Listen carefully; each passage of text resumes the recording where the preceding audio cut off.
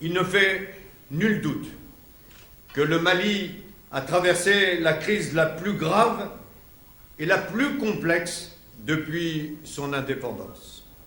Mais le Mali se redresse, le Mali se relève avec l'aide de ses partenaires, mais surtout grâce aux Maliens eux-mêmes. Vous pouvez en être fiers.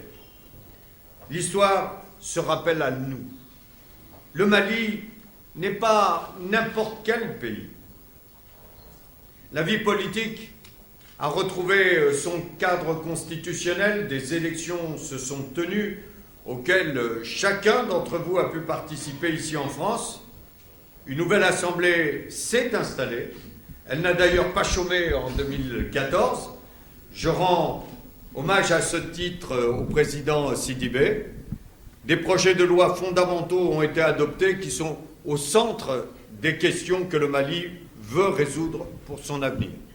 La paix, la réconciliation, le renforcement de l'armée et le contrôle du territoire, la consolidation de la démocratie, la transparence et la lutte contre la corruption.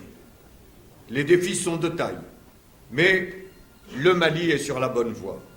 Je forme le vœu, ainsi que tous les députés français qui vous accueillent aujourd'hui, qu'un accord de paix puisse être signé rapidement, engageant l'ensemble des groupes armés du Nord, permettant à l'administration et à l'armée malienne de se redéployer partout sur le territoire national et tournant ainsi la page de la crise de 2012. Je sais, Monsieur le Président, vous venez de nous le rappeler, que des difficultés demeurent, mais il faut poursuivre sur cette voie qui est une voie incontournable pour l'avenir et le progrès.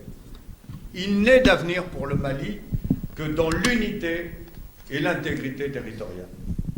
À Gao, où je me suis également rendu en mars 2013, j'ai vu que l'écrasante majorité des populations du Nord n'avaient d'autre souhait qu'un Mali un et indivisible.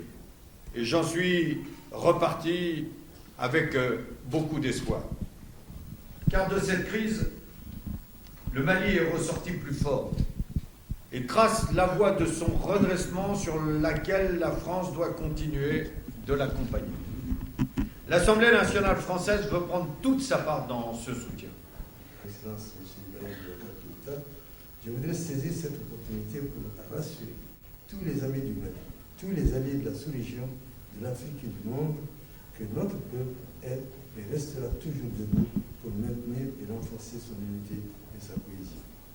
Nous comptons aujourd'hui sur nos amis afin de nous aider à lutter contre le terrorisme international, de même qu'à rétablir et garantir la souveraineté et le respect de l'intégrité territoriale de notre pays. Monsieur le Président. Monsieur le Président.